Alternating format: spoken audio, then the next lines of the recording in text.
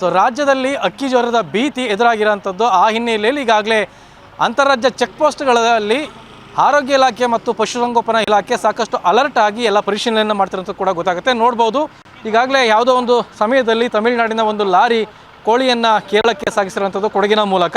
So ಹೀಗಾಗಿನೇ ಕೊಡಗಿನ ವಿರಾಜಪೇಟೆ ತಾಲೂಕಿನ ಪೆರಂಬಾಡಿ ಏನಿದೆ, ಪೆರಂಬಾಡಿಯಲ್ಲಿ ಪರಿಶೀಲನೆಯನ್ನು ಮಾಡ್ತಿರೋಂಥದ್ದು ಕೂಡ ಕಾಣುತ್ತೆ. ಇದು ತಮಿಳುನಾಡಿನ ಒಂದು ರಿಜಿಸ್ಟ್ರೇಷನ್ ಗಾಡಿ, ತಮಿಳುನಾಡಿಂದನೇ ಈ ಕೋಳಿಗಳನ್ನು ಸಾಗಾಟ ಮಾಡಿರೋಂಥದ್ದು ಕೂಡ ಗೊತ್ತಾಗ್ತಾ ಇದೆ. ಈಗಾಗಲೇ ಬೇರೆ ಬೇರೆ ರಾಜ್ಯಗಳಲ್ಲಿ, ಅದರಲ್ಲೂ ಕೂಡ ಕೋಲಾರ, ಚಿಕ್ಕಬಳ್ಳಾಪುರ ಈ ಭಾಗದಲ್ಲಿ ಈಗಾಗಲೇ ಅಕ್ಕಿ ಜ್ವರ ಪತ್ತೆಯಾಗಿರೋಂಥದ್ದು ಕೂಡ ಗೊತ್ತಾಗಿದೆ. ಆ ಹಿನ್ನೆಲೆಯಲ್ಲಿ ಇಲ್ಲಿನ ತಾಲೂಕು ವೈದ್ಯಾಧಿಕಾರಿಯವರು ಇಲ್ಲಿಗೆ ಬಂದು ಪರಿಶೀಲನೆಯನ್ನು ಮಾಡ್ತಿರೋಂಥದ್ದು. ಇಲ್ಲಿ ಚೆಕ್ ಪೋಸ್ಟನ್ನು ಕೂಡ ಮಾಡಲಾಗಿದೆ. ಆ ಹಿನ್ನೆಲೆಯಲ್ಲಿ ಪರಿಶೀಲನೆಯನ್ನು ಮಾಡ್ತಿರೋಂಥದ್ದು. ಯಾವುದೇ ಕಾರಣಕ್ಕೂ ಕೂಡ ಇಲ್ಲಿಂದ ಹೊರ ರಾಜ್ಯಕ್ಕೆ ಕೋಳಿಗಳನ್ನು ಸಾಗಾಟವನ್ನು ಮಾಡೋಂಥದ್ದಾಗಲಿ ಅಥವಾ ಹೊರ ರಾಜ್ಯದಿಂದ ಕೊಡಗಿಗೆ ಬರೋಂಥದ್ದಾಗಲಿ ಅದ್ಯಾವುದು ಕೂಡ ಆಗಬಾರ್ದು ಅನ್ನೋಂತಹ ಹಿನ್ನೆಲೆಯಲ್ಲಿ ಪರಿಶೀಲನೆಯನ್ನು ಮಾಡ್ತಿರೋಂಥದ್ದು.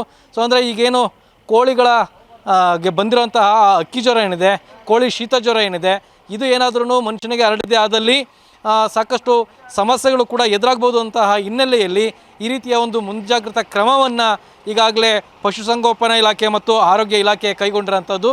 ಸೊ ನೋಡ್ಬೋದು, ಬರುವಂತಹ ಎಲ್ಲ ವಾಹನಗಳನ್ನು ಕೂಡ ತಡೆ ಹಾಕಿ ಅದು ಏನು ವಾಹನ ಏನಾದ್ರೂ ಅದರಲ್ಲಿ ಕೋಳಿಗಳನ್ನು ಸಾಗಿಸುವಂತಹ ಕೆಲಸಗಳಾಗ್ತಿದೆ ಅನ್ನೋಂತಹ ಪರಿಶೀಲನೆಯನ್ನು ಕೂಡ ಮಾಡಲಾಗ್ತಾ ಇದೆ. ರಾತ್ರಿ ಬಹುಶಃ ಇದು ತಮಿಳುನಾಡಿಂದ ಹೋಗಿದ್ದಂತಹ ಲಾರಿ ಅಂತ ಅನಿಸುತ್ತೆ.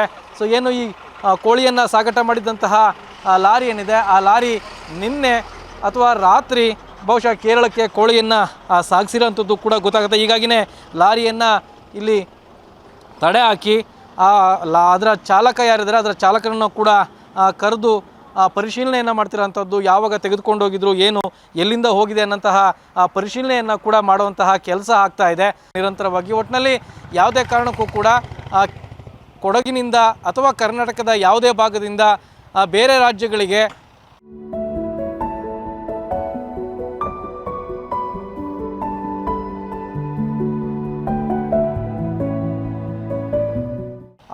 ಕೋಳಿಗಳನ್ನು ಸಾಗಾಟ ಮಾಡೋವಂಥದ್ದು ಅಥವಾ ಬೇರೆ ರಾಜ್ಯದಿಂದ ಕೊಡಗಿಗೆ ಅಥವಾ ಕರ್ನಾಟಕಕ್ಕೆ ಕೋಳಿಗಳನ್ನು ಕೋಳಿಯನ್ನು ಸಾಗಾಟ ಮಾಡುವಂಥದ್ದು, ಕೋಳಿಯ ಉತ್ಪನ್ನಗಳನ್ನು ಸಾಗಾಟ ಮಾಡುವಂತಹ ಕೆಲಸ ಆಗಬಾರ್ದು ಅನ್ನೋಂತಹ ನಿಟ್ಟಿನಲ್ಲಿ ಈಗಾಗಲೇ ಪಶುಸಂಗೋಪನಾ ಇಲಾಖೆ ಮತ್ತು ಆರೋಗ್ಯ ಇಲಾಖೆ ಅಲರ್ಟ್ ಆಗಿರೋಂಥದ್ದು ಕೂಡ ಕಾಣುತ್ತೆ. ಅದಕ್ಕೆ ಸಂಬಂಧಪಟ್ಟ ಹಾಗೆ ಈಗಾಗಲೇ ಪಶುಸಂಗೋಪನಾ ಇಲಾಖೆಯ ತಾಲೂಕು ವೈದ್ಯಾಧಿಕಾರಿಯಾದಂತಹ ರಾಕೇಶ್ ಅವರು ಕೂಡ ನಮ್ಮೊಟ್ಟಿಗಿದ್ದಾರೆ. ನಾನು ಅವ್ರನ್ನ ಮಾತಾಡಿಸ್ತೀನಿ. ಸರ್, ಈಗ ಏನು ಪರಿಶೀಲನೆ ಆಗ್ತಾ ಇದೆ ಇಲ್ಲಿ, ಹೇಗೆ ಅಲರ್ಟ್ ಆಗಿದೆ ಸರ್ ಇಲಾಖೆ?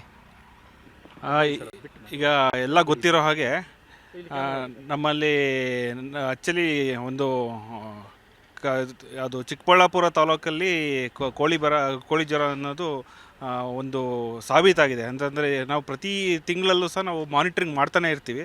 ಅಂದರೆ ಎಲ್ಲ ನಾನು ಹೇಳ್ತಾ ಇರೋದು ಬರೀ ಚಿಕ್ಕಬಳ್ಳಾಪುರ ತಾಲೂಕು ಅಂತಲ್ಲ, ಎಲ್ಲ ಕಡೆಯೂ ನಾವು ಪ್ರತಿ ತಿಂಗಳು ನಾವು ವಾಟರ್ ಸೋರ್ಸಿಂದ ಮತ್ತು ಪೌಲ್ಟ್ರಿ ಫಾರ್ಮ್ಗಳಿಂದ ನಾವು ಸ್ಯಾಂಪಲ್ಸ್ನ ಕಳಿಸ್ತಾ ಇರ್ತೀವಿ. ಅಂದರೆ ಅಕ್ಕಿ ಜ್ವರ ಇದೆಯಾ ಅಂತಂದರೆ ಇದನ್ನ ಸರ್ವಲೆನ್ಸ್ ಅಂತ ನಾವು ಹೇಳ್ತೀವಿ. ಈ ಸರ್ವಲೆನ್ಸ್ ಪ್ರತಿ ತಿಂಗಳು ನಡೀತಾ ಇರುತ್ತೆ. ಅಕ್ಕಿ ಜ್ವರ ಇದೆಯೋ ಇಲ್ವೋ ಅನ್ನೋದನ್ನು ನಾವು ಖಾತ್ರಿ ಪಡಿಸ್ಕೊಳೋದು. ಎಲ್ಲಿಯಾದರೂ ಔಟ್ಬ್ರೇಕ್ ಅಂತ ಏನು ಹೇಳ್ತೀವಿ ಅಂತಂದರೆ ಸಡನ್ನಾಗಿ ಲಾಟ್ ಆಗಿ ಹಕ್ಕಿಗಳು ಸಾಯೋಂಥದ್ದು.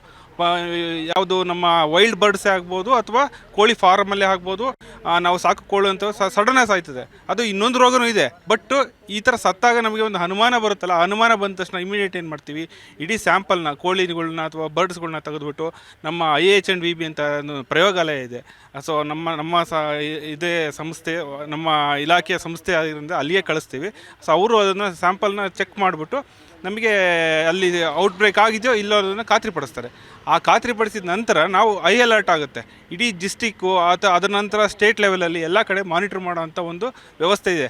ಸೊ ಇದನ್ನು ನಾವೀಗ ಏನು ಮಾಡಿದ್ದೀವಿ, ಈಗ ತಾನೇ ಒಂದು ನಾವು ನೋಡ್ದಂಗೆ ನಮ್ಮ ಮಾಧ್ಯಮ ಸ್ನೇಹಿತರು ಒಂದು ಲಾರಿ ಬಂತು, ಅದನ್ನು ನಾವು ನೋಡಿಬಿಟ್ಟು ಸೊ ಅವರಿಗೆ ಮಾಹಿತಿನೇ ಇರೋದಿಲ್ಲ. ಏನಾಯ್ತು ಅಂತಂದರೆ ಇದು ಅಕ್ಕಿ ಜ್ವರ ಅಂದರೆ ಏನು ಅವ್ರಿಗೇನು ಗೊತ್ತಿರೋದಿಲ್ಲ. ಅವ್ರು ಏನು ಅಂದರೆ ಯಥಾಸ್ಥಿತಿಯಾಗಿ ಈ ಕಡೆಯಿಂದ ತೊಗೊಂಡು ಹೋಗ್ತಾರೆ, ಆ ಕಡೆಯಿಂದ ತೊಗೊಂಬರ್ತಿರ್ತಾರೆ.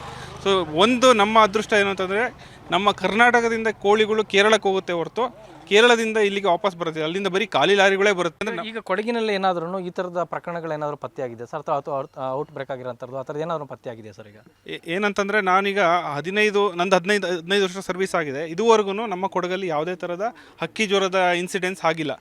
ಈಗ ಚೆಕ್ ಪೋಸ್ಟ್ನಲ್ಲಿ ಏನು ಪರಿಶೀಲನೆ ಆಗ್ತಿದೆ ಸರ್ ನಿರಂತರವಾಗಿ, ಹೇಗೆ? ಚೆಕ್ ಪೋಸ್ಟ್ ಈಗ ಇವತ್ತು ಬೆಳಿಗ್ಗೆಯಿಂದ ನಾವು ಸ್ಟಾರ್ಟ್ ಮಾಡಿದ್ದೀವಿ. ನಮ್ಮ ಸಿಬ್ಬಂದಿಗಳನ್ನ ಈಗ ಅಲಾಟ್ ಮಾಡಿ ಇವತ್ತು ಮಧ್ಯಾಹ್ನ ಅದರ ಸಲುವಾಗಿ ಒಂದು ತುರ್ತು ಸಭೆಯನ್ನು ಸಹ ಕರೆದಿದ್ದಾರೆ ನಮ್ಮ ಉಪನಿರ್ದೇಶಕರು. ಅದನ್ನು ಎಲ್ಲ ಡಿಸ್ಕಷನ್ ಮಾಡಿಬಿಟ್ಟು ನಾವು ಒಂದು ಪಾಳೆಯಗಳಲ್ಲಿ ನಾವು ಹಾಕ್ತೀವಿ, ಸಿಬ್ಬಂದಿಗಳನ್ನ ಹಾಕ್ಬಿಟ್ಟು ನಾವು ಇದನ್ನು ಹತೋಟಿಗೆ ತರುವಲ್ಲಿ ಎಲ್ಲ ಥರದ ಒಂದು ಪ್ರಯತ್ನಗಳನ್ನ ನಾವು ಮಾಡ್ತೀವಿ. ಸೊ ಇದು ವಿರಾಜಪೇಟೆ ತಾಲೂಕು ವೈದ್ಯಾಧಿಕಾರಿ ರಾಕೇಶ್ ಅವರು ಹೇಳುವಂತಹ ಮಾಹಿತಿ. ಯಾವುದೇ ಆತಂಕದ ಪರಿಸ್ಥಿತಿ ಏನೂ ಇಲ್ಲ. ಸೊ ಎಲ್ಲವೂ ಕೂಡ ಸುಗಮವಾಗಿದೆ. ಆದ್ರೂ ಕೂಡ ಇಲಾಖೆಯಿಂದ ನಾವು ಮುಂಜಾಗ್ರತೆಯನ್ನು ವಹಿಸಿ ಪರಿಶೀಲನೆ ಮಾಡುವಂತಹ ಕೆಲಸವನ್ನು ಮಾಡ್ತಿದೆ ಅನ್ನೋಂತಹ ಮಾಹಿತಿಯನ್ನು ನೀಡ್ತಿರೋಂಥದ್ದು. ಕ್ಯಾಮ್ರಾಮನ್ ಪ್ರದೀಪ್ ಜೊತೆ ರವಿ ಎಸ್ ಹಳ್ಳಿ, ಏಷ್ಯಾನೆಟ್ ಸುವರ್ಣ ನ್ಯೂಸ್, ಕೊಡಗು.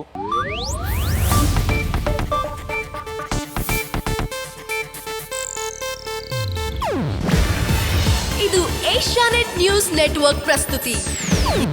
ನೀವು ನೋಡ್ತಿದ್ದೀರಾ ಏಷ್ಯಾನೆಟ್ ಸುವರ್ಣ ನ್ಯೂಸ್.